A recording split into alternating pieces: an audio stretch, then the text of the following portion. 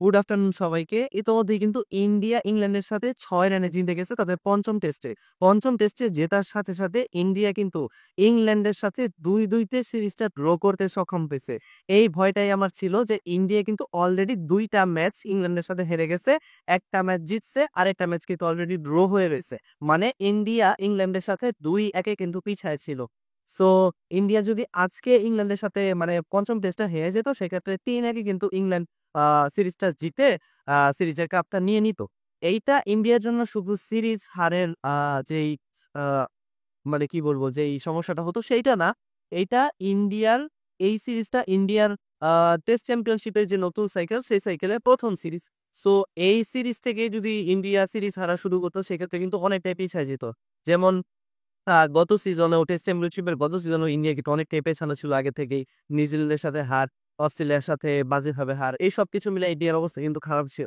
তো নতুন টেস্ট সাইকেলটা চ্যাম্পিয়নশিপ সাইকেলটা চাইতেছিলাম যে ভালোভাবে শুরু হোক। যদিও তেমন ভালোভাবে শুরু হয় নাই। ইংল্যান্ডের সাথে আসলে ড্র করে ২-২ তে তারপরেই খেলাটা শেষ হলো। যাই হোক, ইন্ডিয়ার আজকে যে ম্যাচটা জিতলো ৬ রানে, এটা জেতা কিন্তু এত সহজ ছিল না। কারণ আপনারা গতকালকে যারা খেলাটা দেখছেন, গতকালকে শেষ দিকে মানে যখন ইন্ডিয়ার মোটামুটি যখন ইংল্যান্ডের মোটামুটি ৪০ কি ৪৫ রান লাগে, ওই সময় ইন্ডিয়ার কিন্তু ইন্ডিয়ার বোলাররা খুবই ভালো বোলিং করতেছিল। খুব ভালো সুইং হইতেছিল বলে। পেসাররা বিশেষ করে খুব ভালো টার্ন পাইতেছিল, সুইং পাইতেছিল। ওই সময় কি হইল দেখেন, ইংল্যান্ডের প্লেয়াররা আ লো লাইটের জন্য আবেদন করল। মানে ফ্লাড লাইটের আলো নাকি কমে গেছে। এই আবেদনটা করে তারা গত দিনের খেলা প্রায় ২০-২২ ওভার ডেলিভারি এখনো বাকি থাকার পরেও তারা কিন্তু খেলাটা আবেদন করে শেষ করে দিছে। এখন দেখেন একটা হোম ভেন্যুতে মানে যখন একটা ক্রিকেটই তাদের নিজের দেশের মাটিতে খেলে তখন তাদেরকে তো একটা আলাদা অ্যাডভান্টেজ অবশ্যই থাকে। তখন তারা আসলে নিজেদের মতো করে এই পিচ তৈরি থেকে শুরু করে তারপরে এই যে এই ব্যাপারটা খেলা আগেভাগে শেষ করে দেওয়ার ব্যাপারটা, এগুলোর অ্যাডভান্টেজ তাদের মধ্যে থাকে। এটা ইন্ডিয়াতে খেলা হোক, ইন্ডিয়াতে খেলা হইলে ইন্ডিয়া নেয়, বাংলাদেশে খেলা হইলে বাংলাদেশ নেয়, পাকিস্তানে খেলা হইলে পাকিস্তান নেয়, ইংল্যান্ডে খেলা হইছে ইংল্যান্ড নিছে। এটা খুবই স্বাভাবিক। এখানে আসলে কোনো কিছু বলার নাই। এটা নিবে। এটা ভাই নিয়মের মধ্যে পড়ুক বা না পড়ুক এটা যুগান্তকাল ধরে হয়েই আসতেছে, এটা হবেই।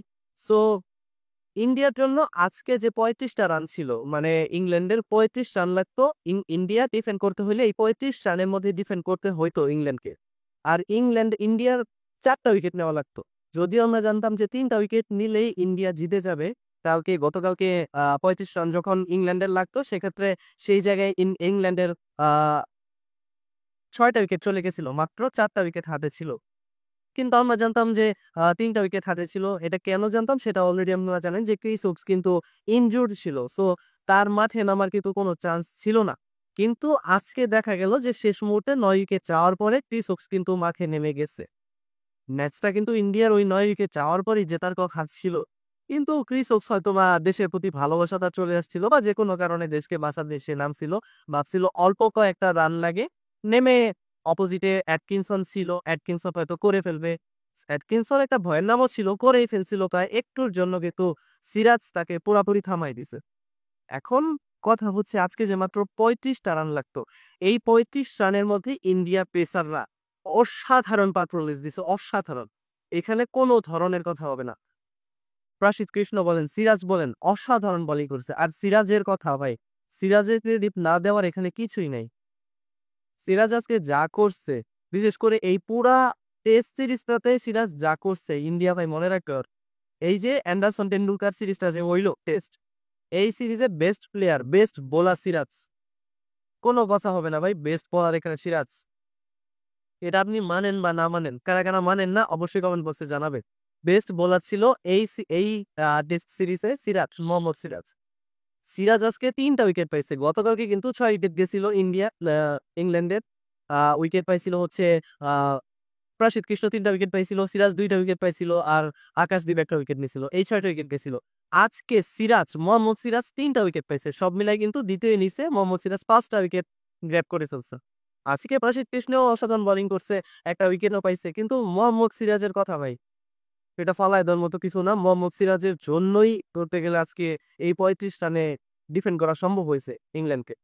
না হলে কিন্তু সম্ভব হইতো না।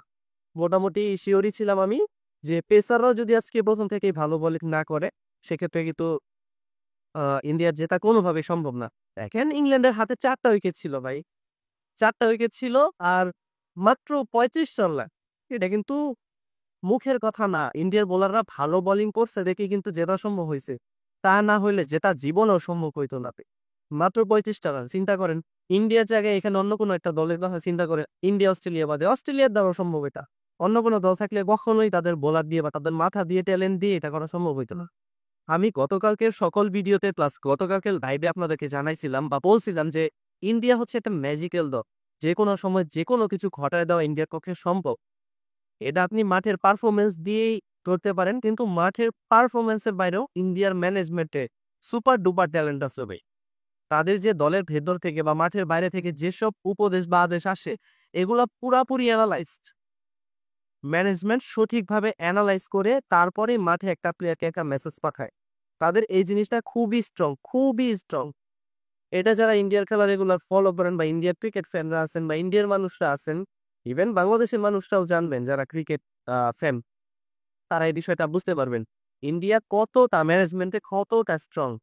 তাদের মাঠের বাইরে থেকে যেসব মেসেজ মাঠের ভেতরে ঢুকে সেগুলো পুরাপুরিভাবে অ্যানালাইজ থাকে। যাই হোক, সবচেয়ে ভালো লাগতেছে ইন্ডিয়া জিতছে, এটা সবচেয়ে ভালো লাগতেছে না। কারণ ইন্ডিয়া যে মানে কি ধরনের একটা ফাইট করে জিতলো দেখেন, মাত্র ৩৫ টা রান লাগলো। বারবার বলতেছি না, ৪ টা উইকেট হাতে ছিল ইংল্যান্ডে, তারপরেও ইন্ডিয়া জিততো, ৬ রানে জিতে গেছে। চিন্তা করছেন ইংল্যান্ড আজকের দিনে মাত্র ২৮ টা রান করতে পারছে। ২৮ টা রানে কিন্তু ইংল্যান্ড আহ ৪ টা উইকেট পড়ে গেছে তাদের আর কি। তবে গতকালকে সিরাজ যে জো রুটের উইকেটটা নিল, জো রুটের উইকেটটা যদি না নিতে পারতো ভাই, খেলা কিন্তু মোটামুটি গতকালকেই হয়তোবা শেষ হয়ে যায় বা আজকে পর্যন্ত আসলেও হয়তোবা এত রান লাগতো না, ১০ কি ১২ রান লাগতো। আর জো রুট থাকলে আমার বিশ্বাস আজকে পর্যন্ত খেলা আসতো না। কারণ জো রুট আউট হয়ে গেছে, ইংল্যান্ড একটা চাপে বসছে, ইন্ডিয়ার বল খুবই সুইং হইতেছিল, পেসারদের বল। এই জন্যই তারা আসলে ফ্লাড লাইটের বা লো লাইটের আবেদনটা করে খেলাটা বন্ধ করছে গতকালকে। রুট যদি থাকতো গতকালকে খেলা শেষ হইতো না। গতকালকে ইংল্যান্ড জেতার পরেই কিন্তু খেলাটা শেষ হইতো। রুট আউট হওয়াতেই কিন্তু এই ইন্ডিয়ার জন্য টার্নিং পয়েন্ট হইছে। আর ইন্ডিয়ার জন্য এক প্রকার ভালোই হয়েছে আজকের দিক পর্যন্ত খেলাটা আসা। কারণ নতুন বলে যদিও পিচ তেমন বোলিং নির্ভর ছিল না, বোলারদের আ সহযোগী ছিল না। তবুও কিন্তু ইন্ডিয়ার বোলাররা অসাধারণ বোলিং করছে। অসাধারণ বোলিং ছাড়া ভাই ৩৫ রান ডিফেন্ড করা, ৪ টা উইকেট হাতে ছিল, ভালো, ভালো ব্যাটসম্যানও হাতে ছিল। লাস্টে আপনি দেখেন যে অ্যাটকিনসন যে ধরনের ব্যাটিং শুরু করছিল বা তার যে ধরনের কনফিডেন্স বা তার যে ধরনের অ্যাপ্রোচ ছিল ব্যাটিং, সে কিন্তু একটুর জন্য দুর্ঘটনা একটা ঘটায়ই দিত। আসলে ইংল্যান্ড যদি জিততো সেটা দুর্ঘটনা বলা যায় না। আর ভারত যে জিতছে এটাও দুর্ঘটনা আমি বলব না। কারণ ভারতের দ্বারা এগুলা সম্ভব। কারণ বারবার বলতেছি ভারত একটা ম্যাজিক্যাল দল। যাই হোক, আপনারা ভিডিওটা যদি ভালো লেগে থাকে আপনাদের অবশ্যই চ্যানেলটাকে সাবস্ক্রাইব করবেন। আর ভিডিওটা ভালো লাগলে ভিডিওটা দরকার লাইক করে দিবেন। আপনাদের সাথে নতুন কোনো ভিডিওতে দেখা হবে। আপনারা রেগুলার আমার ভিডিও দেখবেন, এটা আপনাদের কাছে অনুরোধ। আর আমার চ্যানেলটাকে অবশ্যই ফলো করবেন। আল্লাহ হাফেজ।